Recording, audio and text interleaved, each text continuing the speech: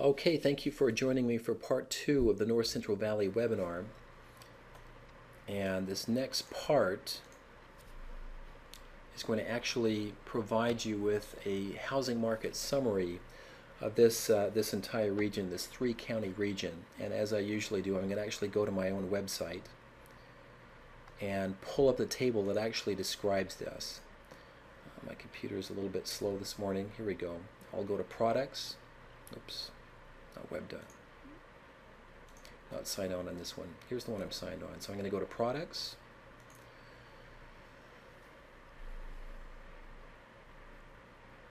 Generate online reports. And this time I'll go to the housing transactions reports.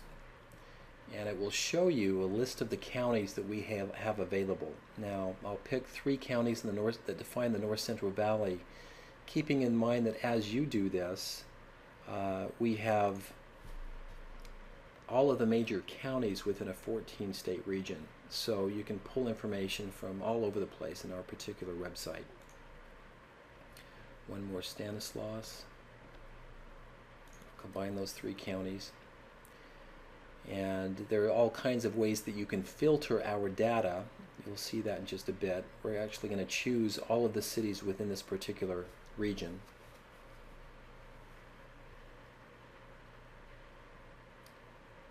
And then it will show me a list of zip codes. So when you're doing this and want to hone in onto a specific site area, you can go down to the zip code level or actually define a series of cities or counties. And then actually, the very last step, you can define a polygon and generate this particular information. And it will take me to a filtering page where I can filter it by date. I can actually just choose the most recent date for which we have information, which is May of this year. You can filter it by type, by floor plan size, by price range, and so on. I'm just going to keep all of those other filters open and go directly to the map that shows you a color-coded rendering of all of the transactions that occurred during May of year 2010. Now there's a series of reports that can be generated. There's also a raw data dump that you can do. The very first thing that this shows is this pie chart. Now from this pie chart I can immediately see what's going on in this particular market area. This blue section is representative of traditional resales, one owner selling it to another. The yellow section represents foreclosure sales, when a lender which has foreclosed on a property is now selling that property to a new owner. And here's the foreclosure section, those properties that are being lost to the lender. And this small slice here is new home builder closings. You can see the color-coded section. Let me actually get into this a little bit better. You can see that there's an awful lot of blue, traditional resales. There's also an awful lot of yellow, which are the foreclosure sales. A lot of foreclosures going on in this market, but they've been overtaken now by foreclosure sales, and that's actually a pretty good sign. The foreclosures adds to distressed inventory. Foreclosure sales actually takes it out of inventory. So the more foreclosure sales that occur, the faster you're actually cleaning up the mess. And unfortunately, there was an enormous mess in this particular market, but it is beginning to normalize. Nowhere near what we've seen in coastal markets like Orange County, but it is beginning to make some progress. So we're actually going to generate this report, and what it's going to do is actually pull up a file which describes this particular market in an Excel format. And we produce this in Excel because we want you to use it. We want you to see the formulas that we're doing, and those who are subscribing to our information are welcome to use this as an in-house tool to really get the biggest bang for the buck and to really enable you to analyze it effectively. And the first thing I've noticed in this particular report is that there were 3,220 transactions that occurred in this particular market. Now that's about 20% lower than occurred 12 months ago, over 4,000 records. That's lower than what occurred 24 months ago. And so we're losing sales volume. That can be a bad thing. In this case, I don't think it necessarily is. If you look at the breakdown of sales volume, you see that traditional resales have actually increased. They were 840 resales that occurred a year ago, 512 2 years ago when everything hit the fan. Now there's 1195, almost 1,200 resales. There's been a continual 24-month progression in resales, and that's a good sign. In fact, we've actually even seen a bit of a rebound in new home builder closings. Now, there aren't a lot of new homes that are being built, but they've actually begun to increase construction during the past 12 months. A year ago, we only closed 89 new homes in the month of May of 2010 in this three-county area. Now it's 130 homes. Now, that's still very, very low for this market area. And new homes still represent only about 4% of the market, up from 2.2%.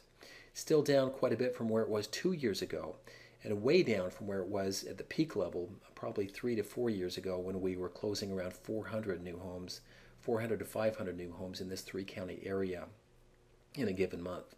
Look what's happened to foreclosures. Foreclosures, there were about 800 foreclosures during this past month. That's a lot of foreclosures, but it's a lot less than occurred a year ago, far less than what was going on 2 years ago, when we were really at ground zero in this particular market area. Look what's gone on with foreclosure sales.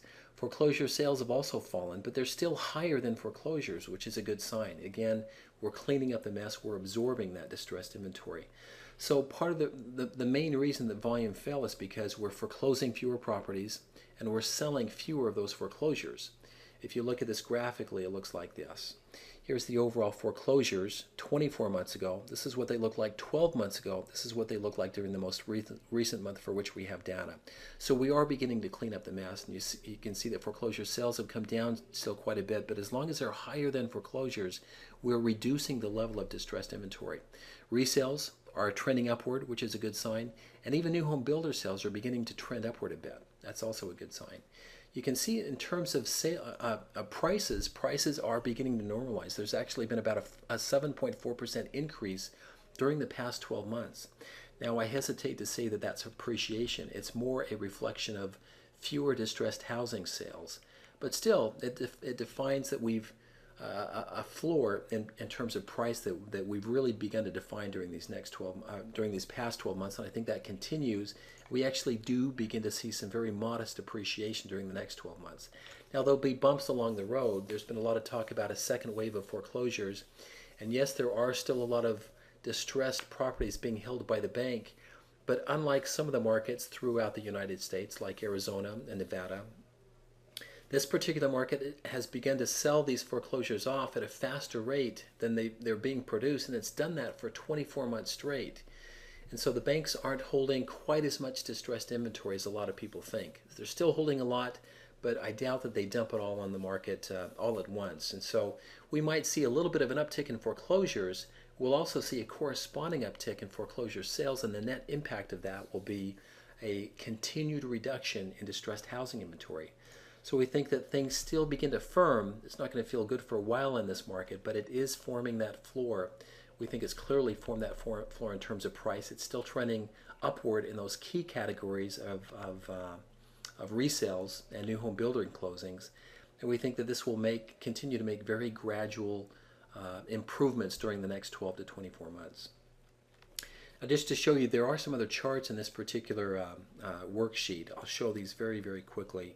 Charts that enable you to graph these various sections of the market and actually plot product against that.